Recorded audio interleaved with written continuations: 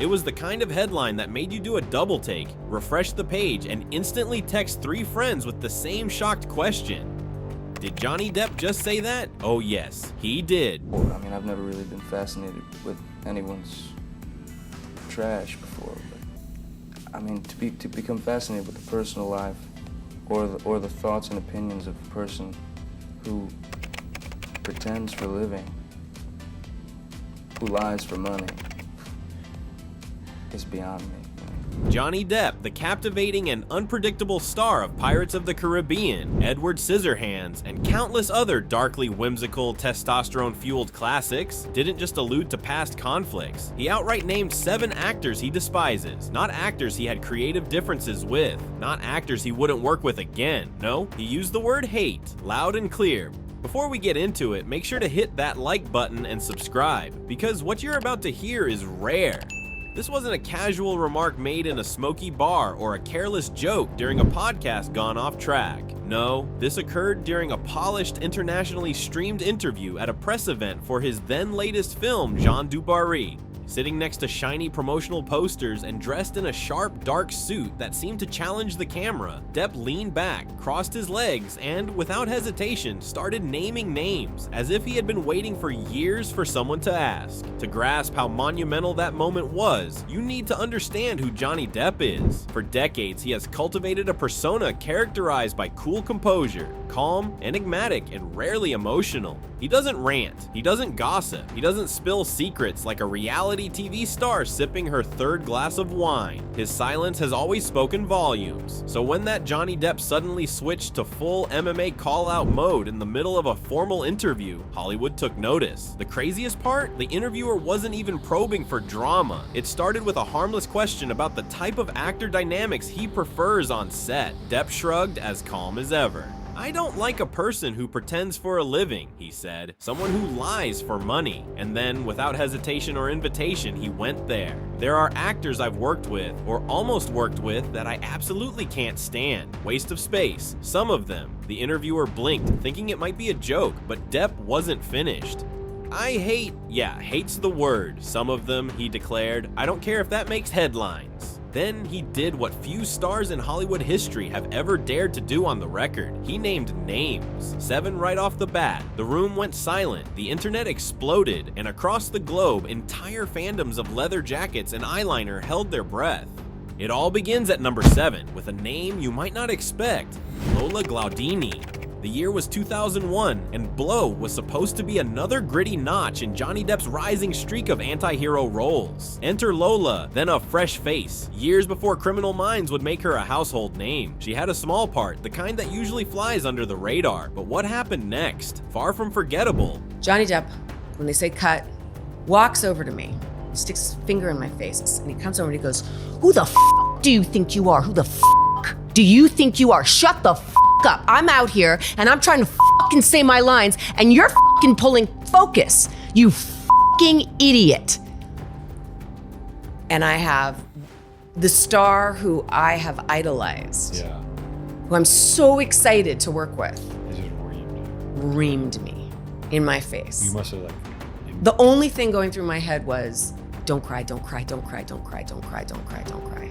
The scene was simple. Lola was told to laugh on cue. She did. Take 1, fine. Take 2, suddenly Depp wasn't just breaking character. He was storming toward her like a man possessed. Witnesses say the air turned to ice as he unleashed a tirade of curses so venomous, Lola froze mid-breath. Like I'd personally insulted his craft, his family, and his entire record collection, she'd later recall. The director Ted Demme stayed silent. The crew avoided eye contact, and Lola, mortified, stranded in the spotlight of Depp's inexplicable rage. Years later, when she finally shared the story on a podcast, the internet erupted. Depp's team waved it off. Misremembered, they claimed. But Hollywood isn't stupid. An outburst that specific doesn't materialize from thin air. Maybe it was the pressure of the role. Maybe it was one of those days when the weight of fame cracked his usual cool. Or maybe, just maybe, Lola's crime was existing in the wrong place at the wrong time. Either way, the damage was done. Blow marked their first and last collaboration and left a question hanging. What could have been so unforgivable about a laugh?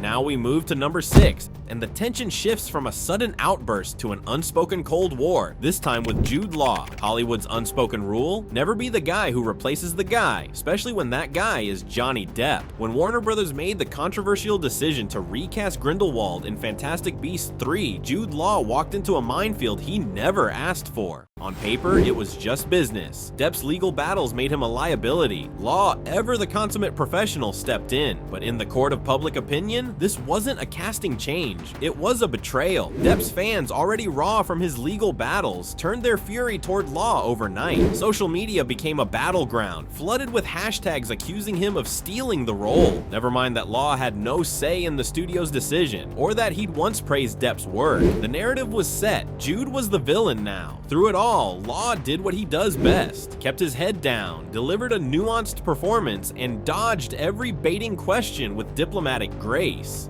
Johnny's interpretation was brilliant, he'd say, careful not to fan flames. But the subtext was clear. This wasn't about actors. This was about a fandom's grief, and Law was just the convenient target. The irony: Depp never uttered a word against him. The real tension wasn't between two actors. It was between an industry that moves on and fans who refuse to let go. And Jude, he paid the price for simply showing up to work.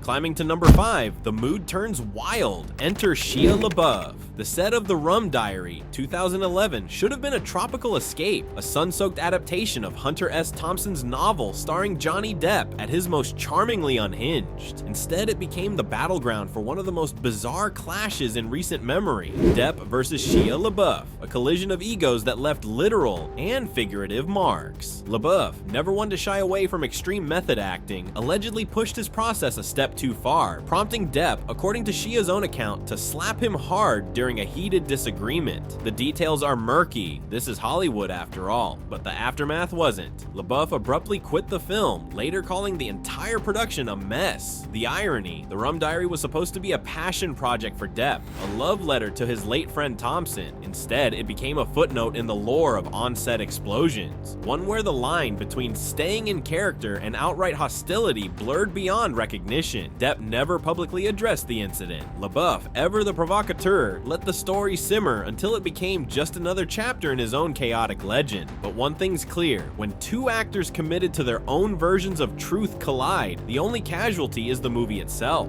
And at number 4, things get a little more complicated. The young co-star wasn't rebellious, just eager.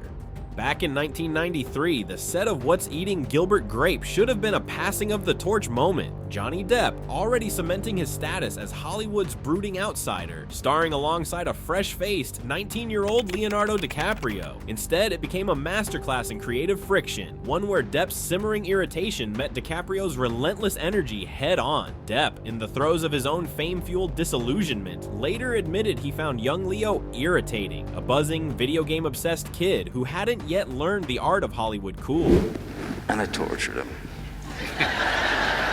I really did. I actually did.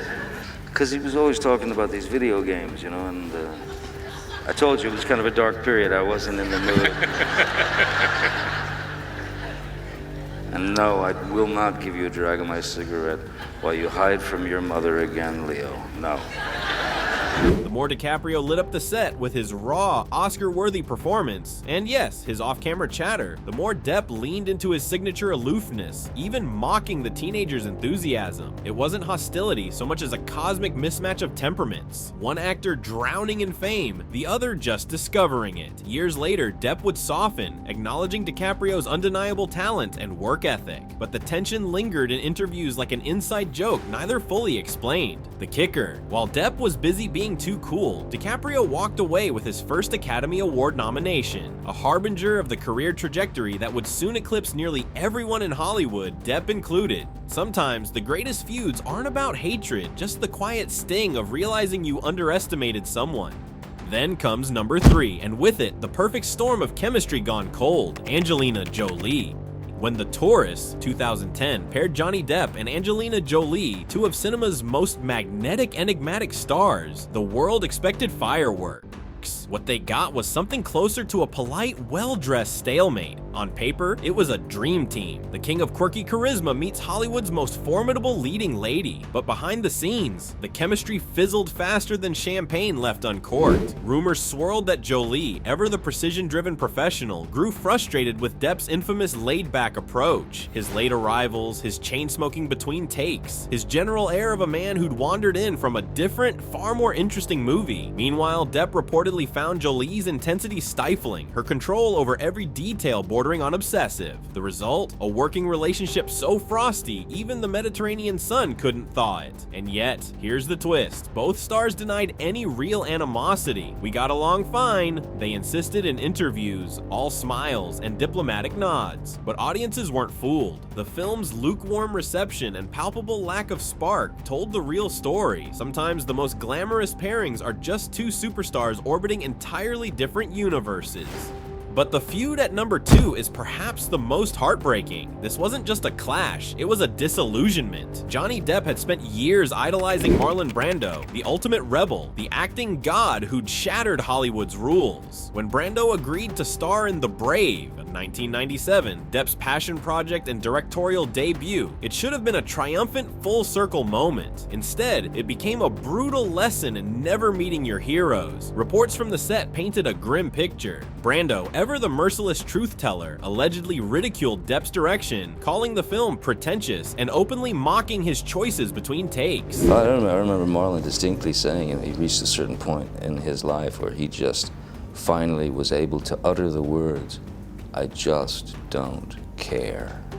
For Depp, a man who'd built his career on channeling Brando's unapologetic spirit, the criticism cut deep. The worse the film flopped, it grossed a pitiful $5,000 at the box office. The more Brando's words seemed to echo like a prophecy. Depp never directed again, and while he'd later speak of Brando with measured respect, the subtext was clear. Some lessons come with scars. The rebel had met his match in the unlikeliest of foes, his own idol. And finally, we arrive at number 1, the feud that scorched everything in its path. What began as a whirlwind romance on the set of The Rum Diary, 2011, all smoldering glances and whispered intensity, exploded into one of Hollywood's ugliest, most public implosions. Johnny Depp and Amber Heard didn't just break up, they detonated, leaving careers, reputations, and a trail of courtroom bombshells in their wake. The allegations were nuclear. Heard's 2016 restraining order and claims of abuse, Depp's countersuit for defamation, and a trial so vicious it played out like a grotesque inversion of their on-screen chemistry. The world watched, riveted, as leaked audio tapes revealed screaming matches, severed fingertips, and the now infamous bed incident. A moment so surreal, it became shorthand for the relationship's toxicity. Yet the real casualty wasn't just their marriage, it was Depp's identity. The man who'd spent decades as Hollywood's beloved outsider was suddenly unemployable, dropped from Pirates 6 and Fantastic Beasts amid the fallout. Even after his 2022 legal victory, the damage lingered. For Depp, this wasn't just a feud, it was an annihilation. And Heard, she became more than an ex. She was the specter of his darkest chapter, a living reminder that in Hollywood, the line between love and war is razor thin. What Depp did wasn't a tantrum, it was a detonation. The kind of statement that slices through Hollywood's velvet curtain with all the grace of a pirate's cutlass. It wasn't performative bitterness, it was history catching up to itself. A reckoning from a man who spent decades dancing through smoke and mirrors, only to drop the act when it mattered most. This wasn't about clout, and it wasn't about chaos. It was personal, raw, surgical. He didn't just speak, he incinerated the polite fiction that Hollywood's elite always get along. For an actor who built his career on misfits and outcasts, the move felt weirdly appropriate. In an industry addicted to image control, Depp broke formation and named names like he was reading from a blacklist carved into the back of his skull. He didn't flinch, not with Lola, not with Leo, not even with Brando. That's not a meltdown, that's clarity. In the theater of fame, where smiles are currency and grudges are whispered in trailers, Johnny Depp threw a grenade into the green room. And maybe that's why it resonates. Not because he's right, not because he's wrong, but because he said the thing out loud. So here we are, 7 names, 1 man, 0 apologies. What we saw wasn't just beef, it was a lifetime of quiet fury, finally given a mic. You don't have to agree with him, you just have to admit it takes guts to tear off the mask when everyone else is busy repainting theirs. If you enjoyed this breakdown, hit that like button and subscribe for more raw takes from the world behind the curtain. And now it's your turn. Did Depp cross a line, or was he just the only one willing to draw it? Thanks for watching, and remember, in Hollywood, even legends have enemies, like this deep dive. Smash that subscribe button, the drama's always rolling here.